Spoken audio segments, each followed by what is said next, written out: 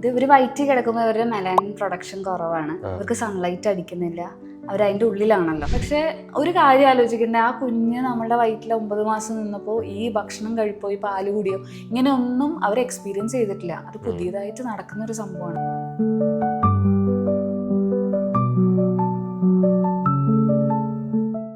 പോയ സ്ഥലങ്ങളിൽ അങ്ങനെ ഈ പറഞ്ഞ പോലെ ഇങ്ങനെ കാർന്നോമാരായിട്ട് എന്തെങ്കിലും പറഞ്ഞിട്ട് ഡോക്ടർക്ക് ഇങ്ങനെ ചെയ്യേണ്ടി വന്നു, അങ്ങനെ എന്തെങ്കിലും ഇൻസിഡന്റ് ഉണ്ടായിട്ടുണ്ടോ?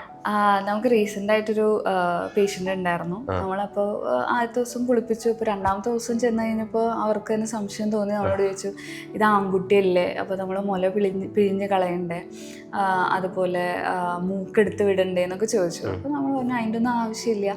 നമ്മൾ കുഞ്ഞാവനെ കുളിപ്പിക്കുന്ന ആ കുഞ്ഞാവയ്ക്ക് ഒരു റിലാക്സേഷന് വേണ്ടി അവരെ സ്കിന്ന് മോയ്സ്ചറൈസ്ഡ് ആക്കാനും അതാണ് മെയിൻ ഉദ്ദേശം വരുന്നത്. അവർക്ക് ഒരു ആധാരമായിട്ടുള്ള ഒരു ഇതാണ്. അല്ലാതെ നമ്മൾ കൂടുതൽ സ്ട്രെയിൻ ആ കുഞ്ഞാവയ്ക്ക് കൊടുക്കാൻ വേണ്ടിയിട്ടല്ല നമ്മൾ കുളിപ്പിക്കുന്നത്.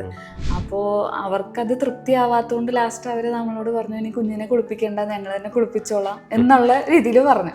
അപ്പോൾ എത്രത്തോളം നമ്മുടെ നാട്ടിൽ ആ ഒരു ചിട്ട അങ്ങനെ അടിച്ചേൽപ്പിച്ച മാതിരി ആയിട്ടുണ്ടെന്നാണ് ഞാൻ ചിന്തിച്ചത്. കാരണം ഒരു ഡോക്ടർ പറഞ്ഞാലും കൂടി അവർക്കത് വിശ്വാസമില്ല, അതൊക്കെ ചെയ്താലാണ് കുഞ്ഞ് നേരെയായിട്ട് വരുള്ളൂ എന്നുള്ളൊരിത്.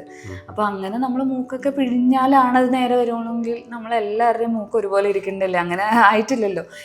അവരവരുടെ അമ്മയുടെ അച്ഛൻ്റെയൊക്കെ മൂക്കിൻ്റെ ഒരു സാമ്യം എന്തായാലും ഉണ്ടാവും കുഞ്ഞിൻ്റെ മൂക്ക്.